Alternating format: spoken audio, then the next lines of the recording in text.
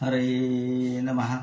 धर्माचा जण मूर्तिमान पुतळा, धर्माचा जणू मूर्तिमान पुतळा, भासे जना भूवरी, भासे जना भुवरी. दीक्षा देऊनि जो जगतिया, दीक्षा देऊनि जो जगतिया, बद्धास हो उद्धरी. बद्धास हो उद्धरी. वाणीने वदता भागवती कथा, वाणीने वदता भागवती कथा, व्यासा प्रती भासला, व्यासा प्रती भासला. तो हा गुरु श्री जनार्दन असा, तो हा गुरु श्री जनार्दन असा, पाटांगणी शोभला. पाटांगणी सद्गुरुनाथ महाराज की जय.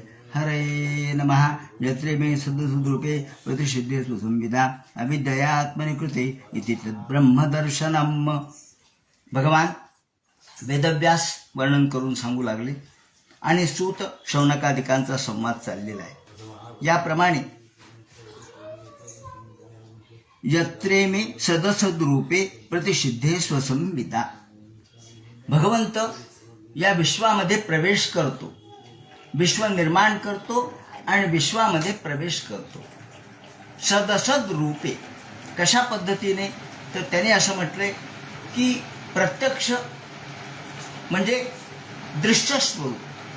दृश्य स्वरूप हे माईक आहे आणि अदृश्य अर्थात प्रेरक असला जी प्रेरणा आहे ती आपल्याला दिसत नाही.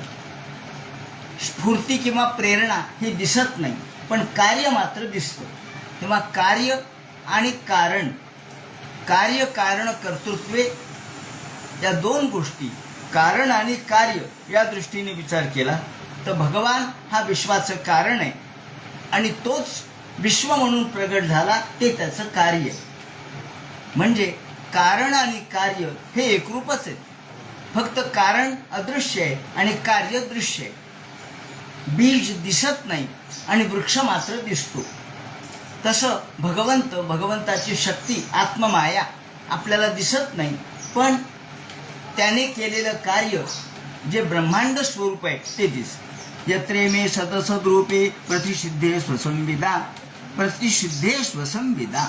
स्वसंविद म्हणजे ज्ञान, स्वसंवेद्य आत्मरूपा. माऊलींनी शब्द वापरलाय पहिल्याच ओबीमध्ये. ओम नमोजी आद्या वेद प्रतिपाद्या, जय जय स्वसंवेद्या आत्मरूपा. आणि इथे भागवतकार सुद्धा काय म्हणतात, स्वसंविदा. स्वसंविद म्हणजे केवळ स्वतःलाच कळू शकेल असं. जाणीव रूपाने भगवान हा जाणीव रूपाने सर्वत्र आहे. मुंगी कुठेही चावू द्या आपल्याला ताबडतोब कळते. पायाला जरी चावली आणि डोक्याला जरी चावली, डोकं आणि पाय हे आपल्या दृष्टिकोनातून आपण भेद केले. डोकं, पाय, हात, पण संवेदनेच्या दृष्टीने सगळे एकरूपच आहे. संवेदना ही सर्वत्र एकच आहे, सारखीच आहे. पायामध्ये कमी संवेदना आहे आणि डोक्यात जास्त आहे असं नाहीये. संवेदना ही सर्वत्र समरूप अशा प्रकारची असते.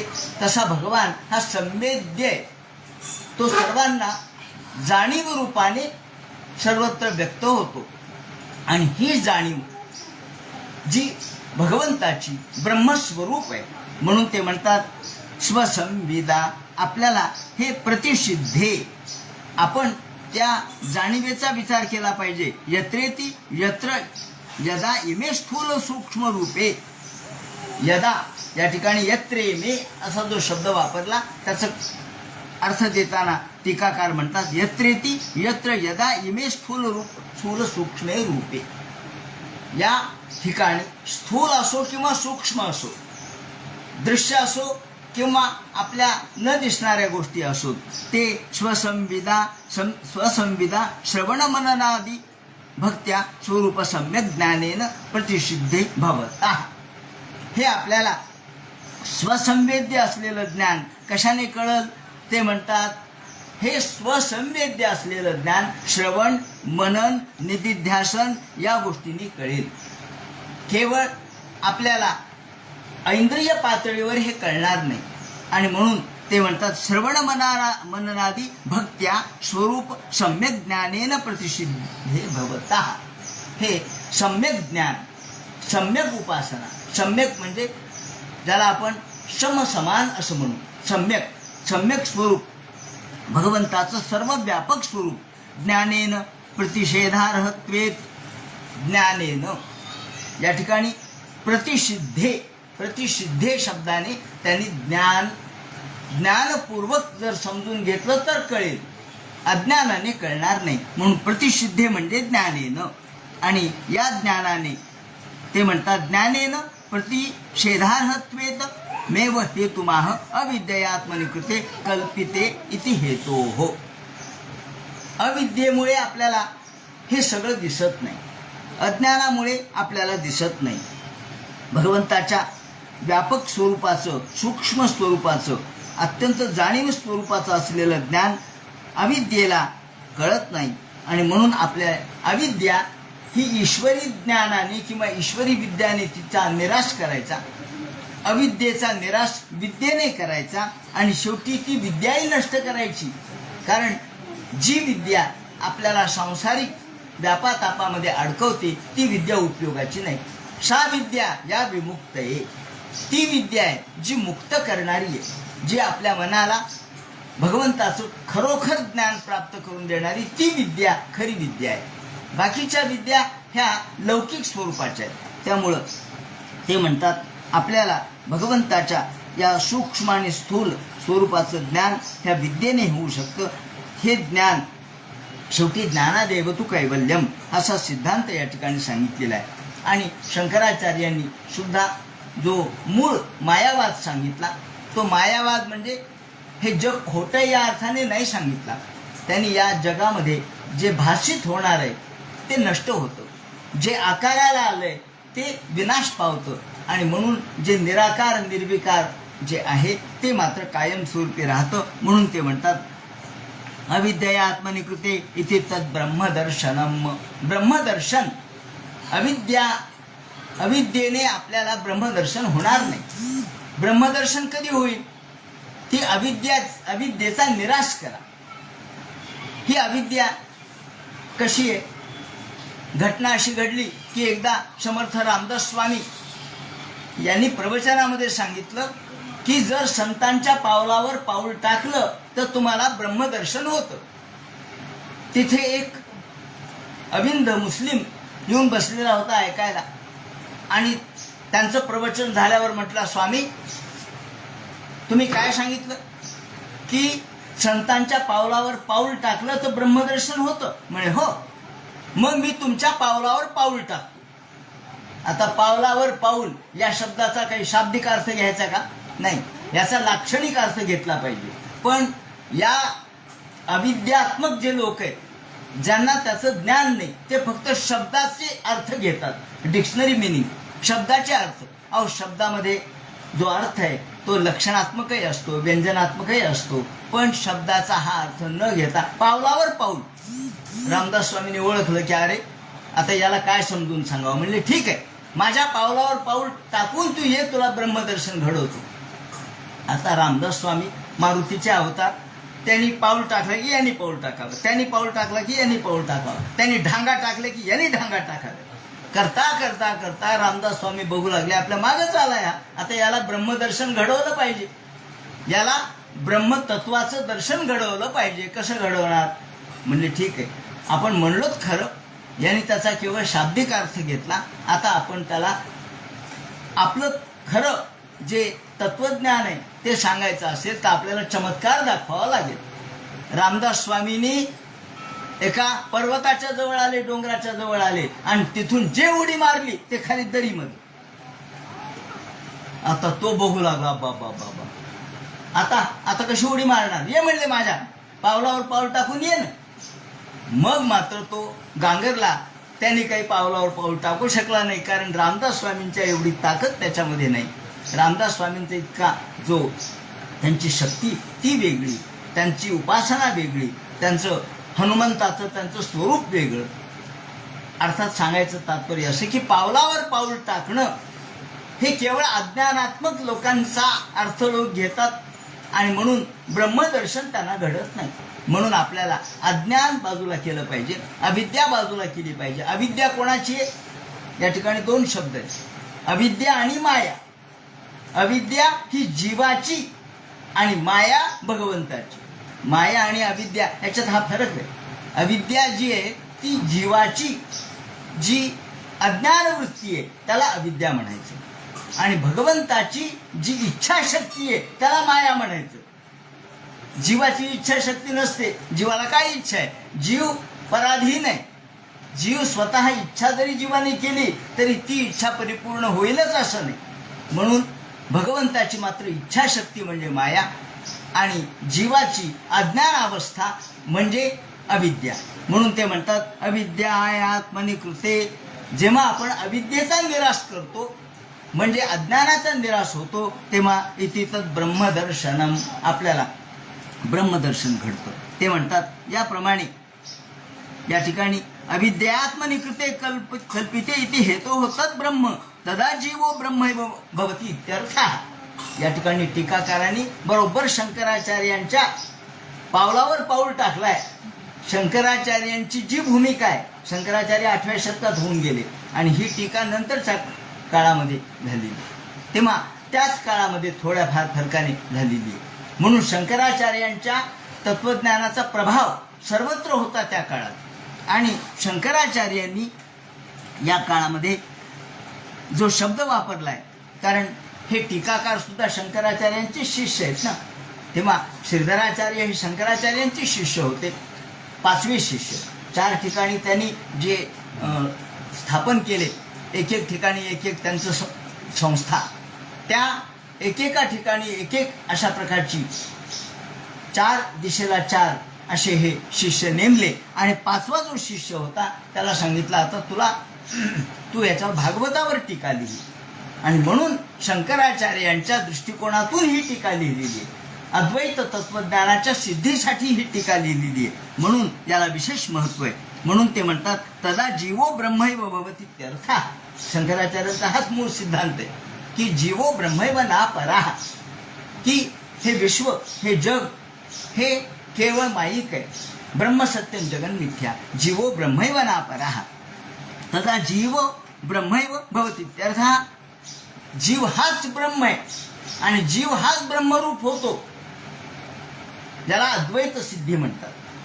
जीव हा ब्रह्मस्वरूपच होतो, अंतिमतः एकरूपच होतो. थेंब हा समुद्रात पडला की समुद्र रूपच होतो, तो वेगळा थेंब आपल्याला पुन्हा परत घेता येणार नाही. जेव्हा बिंदू सिंधूमध्ये एकरूप होतो तेव्हा तो सिंधू रूप होतो. जळी लवण विरे तैसे झाले. मीठ कुठून आलं?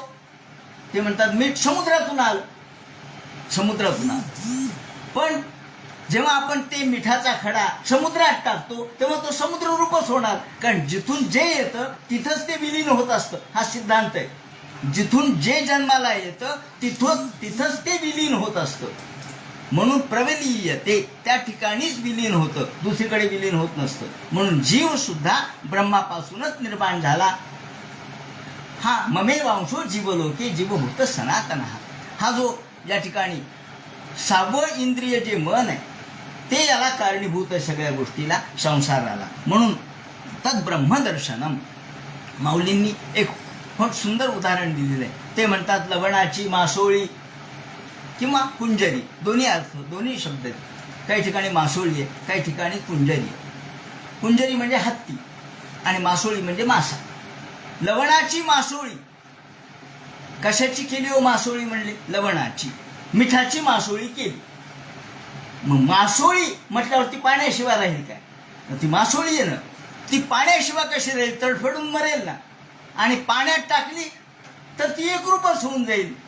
ती मासोळी म्हणून वेगळी राहणारच नाही. लवणाची मासोळी, ती लवणाची मासोळी जर लवणाची असल्यामुळं, ती मासोळी असल्यामुळं ती पाण्याच्या बाहेर राहणार नाही आणि ती लवणाची असल्यामुळं पाण्यात गेली की एकरूप होईल. त्याप्रमाणे ही जीव म्हणजे लवणाची मासोळी आहे. हा जीव सुद्धा ब्रह्मतत्वाचंच प्रतीक असल्यामुळं तो ब्रह्मरूपच होणार. म्हणून ते म्हणतात कथमभूतम. मग आता ब्रह्मरूप कसं होईल? टीकाकार सांगतात दर्शनम ज्ञानैक स्वरूपम. ज्ञानानेच मोक्ष प्राप्त होईल. ज्ञानानेच ही 4थी मुक्ती, जी आपल्याला एकरूप करणारी आहे, भगवंत स्वरूप करणारी आहे, ती मुक्ती प्राप्त होईल. या दृष्टिकोनातून तथापि भगवान मायया संस्थी कारणभूताया विद्यमानत्वात कथम ब्रह्मता तत्राह यदित संदेह. आता या ठिकाणी एक प्रश्न उपस्थित केलाय की भगवंताने आत्ममायेने हे विश्व निर्माण केलं, संस्थिती कारणभूताया, ही सगळी संसार भगवंताने आत्ममायेने निर्माण केला, मग तो विद्यमान आहे असं कसं काय मानायचं? तो जर भ्रामक असेल तर विद्यमान असू शकणार नाही, आणि तो विद्यमान नसेल तर तो नष्ट कसा करायचा? जे नाहीच आहे, अहो जे अगाजे घडलेच नाही त्याची वार्ता पुसशी काही, जे घडलंच नाही त्याची वार्ता काय विचारणार? म्हणून हे जर भ्रमात्मक असेल तर मग हे नष्ट करण्याचा प्रश्न कुठे येतो? ते म्हणतात त्याचं कारण असं आहे, यदि वेदाः प्रमाणं सुरीतिवत वैशारदी विशारदाः. मग वैशारदी मती या ठिकाणी ते म्हणतात आपण आपली बुद्धी व्यापक केली म्हणजे हे कळू शकतं. बुद्धी जर मर्यादित असेल, विशारद म्हणजे व्यापक, विशारद म्हणजे सूक्ष्म जाणणारी, अशी ही बुद्धी पाहिजे. आणि ही मुक्ती कोणाची? मग लिंगदेहाची मुक्ती का 17 पदार्थाचा बनलेला जो लिंगदेह आहे त्याची मुक्ती? तो वायुरूप आहे. जडदेहाची मुक्ती का लिंगदेहाची मुक्ती? ते म्हणतात ही लिंगदेहाची मुक्ती. लिंगदेह या सगळ्यातून मुक्त होतो. पंचमहाभूत, पंचज्ञानेंद्रिय, पंचकर्मेंद्रिय, मन या सगळ्यांच्या मध्ये अडकलेला, जीवकोशामध्ये अडकलेला, ते म्हणतात पंचकोशामध्ये जो जीव अडकलेला आहे किंवा त्याच्या मध्ये जो बंदिस्त झालेला आहे, बद्ध झालेला जीव आहे, त्याची मुक्ती म्हणजे लिंगदेहाची मुक्ती. लिंगदेहाची मुक्ती म्हणजे हिरण्यगर्भामध्ये तो एकरूप होतो. हिरण्यगर्भामध्ये तो एकरूप होतो. जशी नदी समुद्रात मिळाली की ती समुद्रच होते. माऊलींनी एका ठिकाणी उदाहरण असं दिलेलं आहे की उगमाशी साठली गंगा उगमा पाशी स्थिर होय. गंगा जर उगमापाशीच थांबली असती तर ती समुद्ररूपच झाली असती. म्हणे गंगा ही उगमापाशी थांबली नाही म्हणून तिला गंगा रूप म्हणजे नदी रूप प्राप्त झालं. गंगा उगमाशी स्थिर होय तरी ती समुद्राची होय. ती जर तिथंच थांबली असती तर समुद्र झाली असती, म्हणजे ती भरली असती, त्या ठिकाणी समुद्ररूप झाली असती. समुद्रात एवढं पाणी तिच्यामध्ये निर्माण झालं असतं. तसं जीव जर संसारात अडकला नसता तर तो ब्रह्मच होता, पण तो संसारात अडकला, तो गतीमध्ये अडकला, गतिमानतेत अडकला, म्हणून ते म्हणतात पंचकंचुकामध्ये तो अडकला, म्हणून त्याला या संसाराचा परिणाम त्याच्यावरती होतो. जसा स्वप्न जरी खोटं असलं, स्वप्न खोटं आहे, सकाळी उठल्यावर स्वप्न खोटं हे कळतं, पण स्वप्नामध्ये आपल्याला ते खरं वाटतं. मग आपण स्वप्नाचा निराश कधी होतो? जेव्हा आपण त्याच्यातून जागे होऊ तेव्हा. जोपर्यंत स्वप्न आहे तोपर्यंत ते आपल्याला खरंच वाटतं, आणि स्वप्न जरी असलं तरी त्याचे परिणाम खरे होतात. स्वप्न जरी असलं, माऊलींनी उदाहरण एका 17व्या अध्यायामध्ये दिलेलं आहे की स्वप्न हे आपल्या मनाला पडतं. आपण स्वप्न पाहतो सुद्धा, डोळे झाकून सुद्धा स्वप्न पाहतो. त्यांनी उदाहरण असं दिले, स्वप्नी प्रिया पुढे तरुणांगी निदेली चेबवून अंगी आलिंगिल्या वीणा आलिंगी सका मुकरी. स्वप्नामध्ये एखादी स्त्री पाहिली, ती स्त्री पाहिल्यानंतर पुरुषाच्या अंतःकरणामध्ये कामवासना निर्माण होते. मग स्वप्न खोटं आहे, पण निर्माण झालेली वासना खरी आहे का नाही? ती खरी आहे. माऊलींनीच उदाहरण दिले, स्वप्ने प्रिया पुढे तरुणांगी निदेली, आपण झोपलेलो आहे, चेवून अंगी, पण आपल्याला ती जागृत करते, कामातूर करते. आलिंगिल्या वीण आलिंगी, प्रत्यक्षात आलिंगन झालं नाही पण तरी त्याला झाल्यासारखं वाटलं, परिणाम झाला. यांनी जो शब्द वापरला हे जर खोटच असेल तर मग निराश कशाचा करायचा? ते म्हणतात परिणामाचा निराश होणं आवश्यक आहे. म्हणून यद्येशो परता देवी माया वैशारदी मती. माया वैशारदी मती, ही माया वैशारदी मतीने आपल्याला निरस्त करायची. वैशारदी म्हणजे व्यापक, ज्या अर्थाने वैशारदी शब्द वापरला, विशारद याचं रूप वैशारदी झालं. त्याप्रमाणे दुसरा एक अर्थ आहे, आपण शारदीयेचे चंद्रकळे माझी अमृत कणकोवळे ते वेचिती मनमोवाळे चकोरत लगे. शारदीयेचे चंद्रकळे, शरद ऋतूमध्ये जेव्हा चांदणं पडतं तेव्हा त्या चांदण्यामध्ये अमृत आहे अशी आपली कल्पना असते. म्हणून आपण कोजागिरीच्या दिवशी ते अमृत पान करतो, दूध वगैरे ठेवतो आणि यात अमृत आलेलं आहे अशी कल्पना करतो. का? शारदीयेचे चंद्रकळे, ते शरद ऋतू आहे ना. शरद ऋतूमध्ये या पावसाळ्यातले सगळे ढग नष्ट झालेले असतात, सगळे मेघ नष्ट झालेले असतात, सगळे मळभ नष्ट झालेले असतात. कशाचे? अज्ञानाचे. जेव्हा अज्ञानाचे मळभ नष्ट होतात, अज्ञानाचे मेघ बाजूला जातात, तेव्हा ज्ञानाचा प्रकाश पडतो. म्हणून वैशारदी शब्द या अर्थाने वापरलाय की शारद म्हणजे शरद ऋतू. शरद ऋतू म्हणजे जसं स्वच्छ चांदणं पडतं तसं स्वच्छ बुद्धीमध्ये स्वच्छ भगवंताचं प्रतिबिंब पडतं. स्वच्छ बुद्धी नसेल तर भगवंताचं प्रतिबिंब पडणार नाही. म्हणून स्वच्छ वैशारदी शब्दाने नुसतं विशारद या अर्थाने हा शब्द वापरला नाही, तर शारद आणि विशारद या अर्थाने वापरला. शरद ऋतूमधल्या स्वच्छतेचा, शरद ऋतूमधील अमृतमयतेचा या ठिकाणी आविष्कार, साक्षात्कार आपल्याला दिसतो. या वैशारदीमती देवी माया वैशारदीमती संपन्न एवेती विदुर महिम निस्वे महीयते.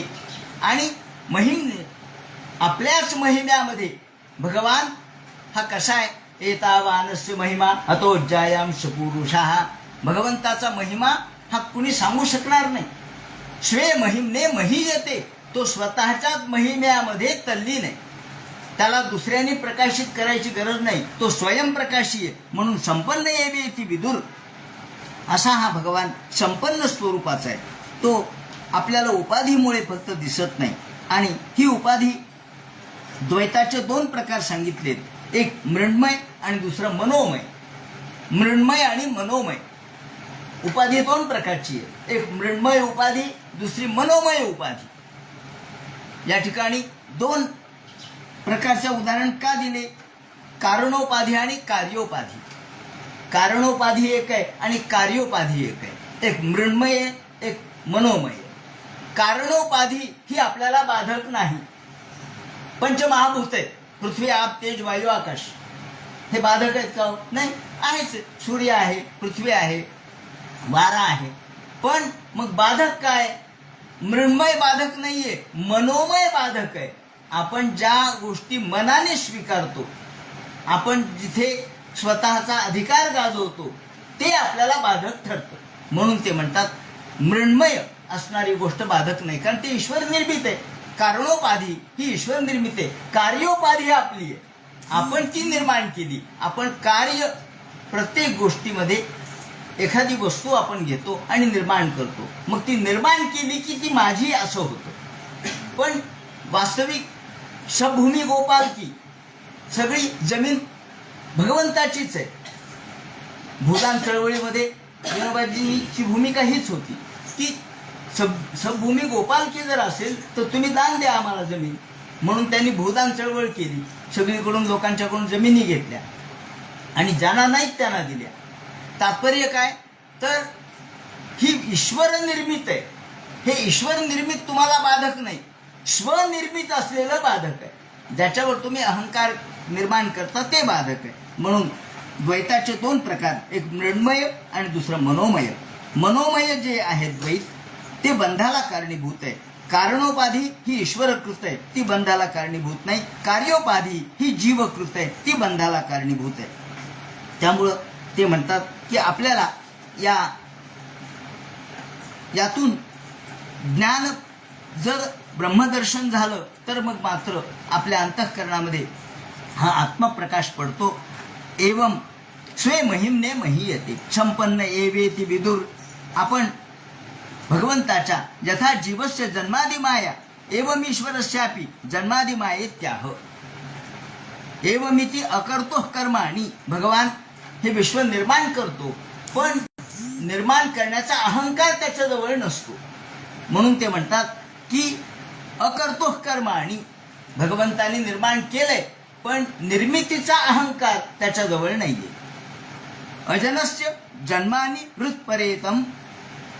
ते म्हणतात याप्रमाणे जीव आणि शिव याच्यातला फरक एवढाच आहे की तरीही जीवादीश्वरस्य को विशेष असा प्रश्न विचारलाय. जीव आणि ईश्वर यांच्यातलं वेगळेपण काय असा प्रश्न विचारून त्यांनी उत्तर दिले की स्वातंत्र्यमेव विशेष इत्याह. जीव हा अस्वतंत्र आहे आणि शिव हा स्वतंत्र आहे. जीव हा पराधीन आहे, तो पारतंत्र्यामध्ये. पारतंत्र्य कशाचं? मायेचं. मायेच्या जोखडामध्ये तो अडकलाय म्हणून पारतंत्र्य. स्वातंत्र्यमेव विशेष इत्याह सवा इति षाड्वर्गिकम इंद्रिय षड्वर्ग विषयम जिघ्रती. आणि म्हणून पुढे ते म्हणतात की याप्रमाणे भगवान स्वतःच्या आनंद रूपामध्ये तल्लीन असतो. यद्देवम स्वे महिमनी परमानंद स्वरूपे महीयते पूज्यते. भगवान हा परमानंद स्वरूप आहे, तो स्वे महिमने आपल्या स्वतःच्या महिम्यामध्येच त्याचा परमानंद स्वरूप प्रगटतं आणि तेच पूज्यते विराजते इत्यर्थ. तो स्वतःच्या आनंदामध्ये असतो आणि जीव दुःखामध्ये असतो. जीव सुखदुःखामध्ये अडकतो, सुखदुःखामध्ये तो सांसारिक व्यापातापात अडकतो म्हणून तो दुःखग्रस्त होतो आणि पुन्हा पुन्हा या दुःखाचा अनुभव घेतो. आणि ईश्वर मात्र स्वतंत्र आहे, तो मात्र या स्वतःच्या सामर्थ्यावर त्याचा विश्वास आहे. तो स्वतःच्या सामर्थ्यानेही निर्माण करतो पण निर्माण केल्याचा अहंकार त्याच्याजवळ नसतो. याप्रमाणे एवं जन्मानी कर्माणी हे कर्तुर्यजनस्य वर्णयन्ति स्म कवयो वेदगुह्या निरुत्पतेः सवा इदं विश्वम् अमोघलील सृजत्यवत्ति हन्ते तस्मिन् भूतेषु चान्तर्हितात्मतंत्र षड्वर्गिकं जिघ्रति षड्गुणेशः. त्याला षड्गुणेश शब्द वापरलाय. जिघ्रति जिघ्रति षड्गुणेशः. तो सगळं स्वीकारतो पण कुठेही त्या स्वीकारण्यामध्ये त्याचा अहंकार नसतो. त्यामधून तो मुक्त होतो, त्या अहंकारामध्ये तो लिप्त राहत नाही. षड्गुणेश. षड्गुणेश म्हणजे काय? 6. आपण मनःषष्ठ इंद्रियाणी म्हटलंय ना. 6वं इंद्रिय मन आहे म्हणजे पंच विषय आहे आणि 6वं मन म्हणजे पंच असणारे इंद्रिय ज्ञानेंद्रिय आणि 6वं मन. ईश्वराला सुद्धा आहे, त्याला सुद्धा मन आहे, त्याला सुद्धा इंद्रिय पातळीवरच्या गोष्टी त्यांनी सांगितल्यात. पण फरक कोणता आहे ते म्हणतात आत्मतंत्र षड्वर्गिकम जिघ्रति षड्गुणेश. षड्गुणेश असणारा भगवान, षड्गुणेश्वर्य संपन्न असणारा भगवान हाही अर्थ आहे. तेव्हा षड्गुणेश्वर्य संपन्न असलेला तो भगवान षडींद्रिय नियंता आहे. तो आपल्या इंद्रियावर नियंत्रण करणार आहे. आपल्या रुद्रामध्ये एक मंत्र आहे, त्या रुद्रामधल्या असलेल्या मंत्रामध्ये आपल्याला प्रत्येक ठिकाणी इंद्र शब्द दिसतो. अग्निष्टमे इंद्रष्टमे, सूर्यष्टमे इंद्रष्टमे, प्रजापतीष्टमे इंद्रष्टमे, अश्विनष्टमे इंद्रष्टमे, जौष्टमे इंद्रष्टमे, दिशष्टमे इंद्रष्टमे. का पुन्हा पुन्हा इंद्रष्टमे इंद्रष्टमे इंद्रष्टमे का? तर या ठिकाणी इंद्र शब्द इंद्रा देवतेचा राजा या अर्थाने आलेला नाहीये. इंद्र शब्द नियंत्रण या अर्थाने आलेला. अग्निष्टमे इंद्रष्टमे, अग्नी मला पाहिजे पण लोकांचे घरं जाळायला नको, लोकांचे घरं जाळणारा अग्नी नको. कारण अग्नी जरी मिळाला तरी इंद्रष्टमे, त्याच्यावर नियंत्रण पाहिजे. काय करावं? हातात काड्याची पेटी आली म्हणून कोणाचे घर जाळावेत का? नाही, नियंत्रण असावं. आपष्टमे यमा, आपल्याजवळ जे जे काय आहे, अग्निष्टमे इंद्रष्टमे, सविताष्टमे इंद्रष्टमे, सरस्वतीचमे इंद्रष्टमे. सरस्वती म्हणजे विद्या. आजकाल विद्येचा दुरुपयोग लोक करू लागलेत.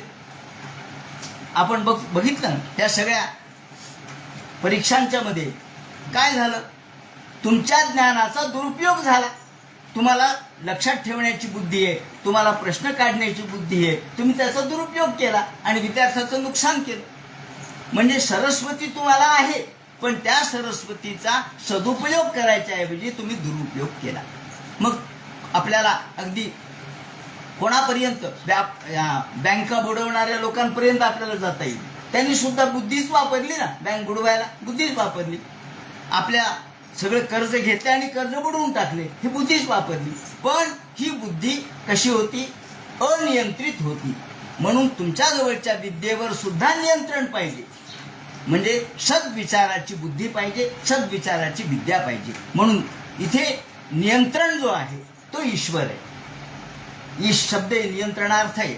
ईश म्हणजे नियंत्रण, ईशन म्हणजे नियंत्रण. जो ईशन करणारा आहे तो ईश्वर. म्हणून नियंत्रण करणारा तो ईश्वर. हा ईश्वर त्या 6 गोष्टीवर नियंत्रण करतो. पंच ज्ञानेंद्रिय आणि मन याच्यावर नियंत्रण करतो. म्हणून त्याला षड्गुणेशः म्हटलंय. तो षड्गुणैश्वर्य संपन्न आहे आणि नियंत्रा आहे याही अर्थाने. षड्वर्गिकम इंद्रिय, षड्वर्ग विषयम जिघ्रती दूरादेव गंधद्वत. आता तो कसा जगामध्ये वावरतो हे सांगताना त्यांनी उदाहरण दिलंय जिघ्रती दूरादेव गंधद्वत. या ठिकाणी उदाहरण द्यायचं झालं तर एखाद्या फुलारी जो असतो, हा फुलं गोळा करणारा म्हणा, किंवा एखादा माळी असो फुलांचं काम करणारा, तो माळी फुलं घेऊन बसला. त्या फुलारीमध्ये त्याने फुलं घेतले किंवा त्याच्यासमोर त्याने फुलं ठेवली. सगळ्या प्रकारची फुलं आहेत.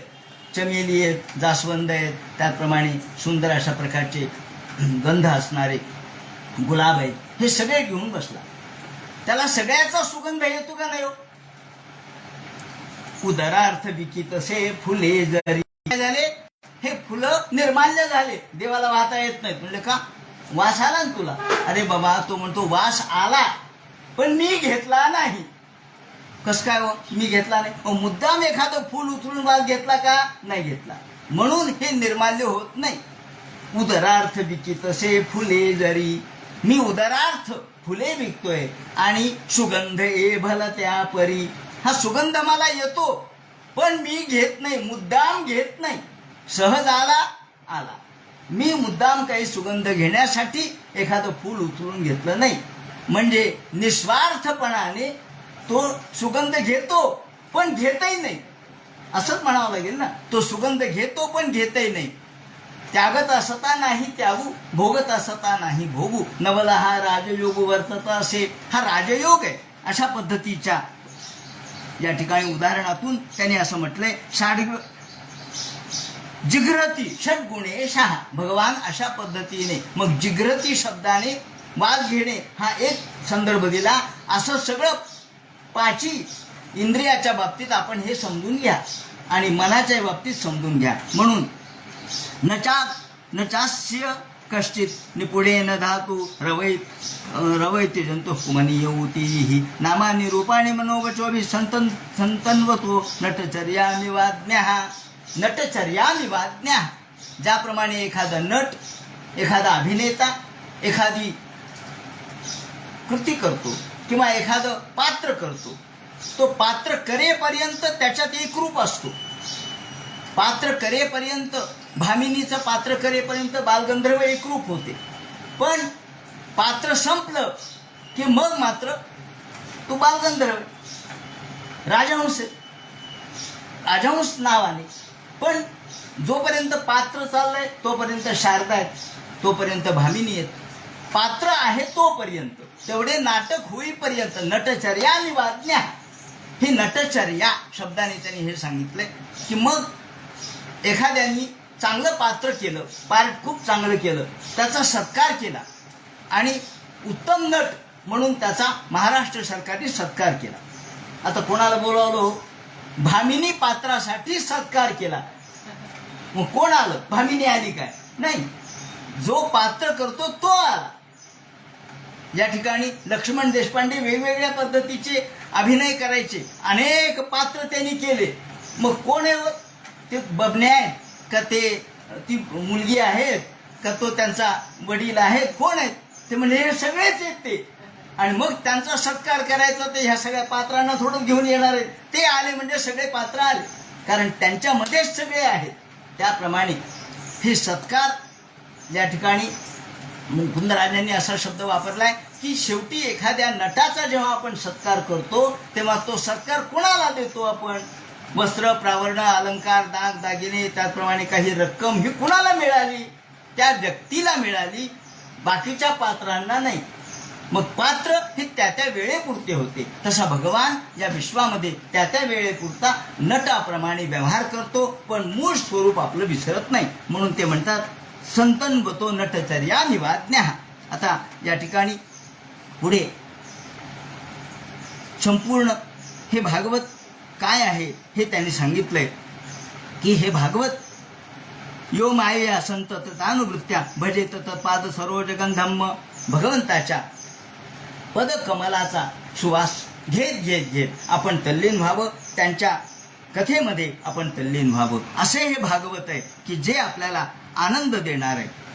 इदं भागवतम नाम पुराणं ब्रह्मसंहितम उत्तम श्लोकचरितम चकार भगवान ऋषी. आता हे भागवत संहिता कुणी केली, कशी केली, कोणत्या वेळेला केली, असे या ठिकाणी सूत शौनकादिक सूतांना प्रश्न विचारतील आणि याचे उत्तर ते जे देतील तो सगळा भाग उद्याच्या चिंतनात सांगण्यात येईल. हरे नमः. कुंडली गौरधे हर विठ्ठल सीताकांत स्मरण जय जय राम. पार्वतीपते हर हर महादेव. श्रीमज्जनार्दन गुरुमूर्तये नमः. हरे राम राम राम हरे हरे. हरे कृष्ण कृष्ण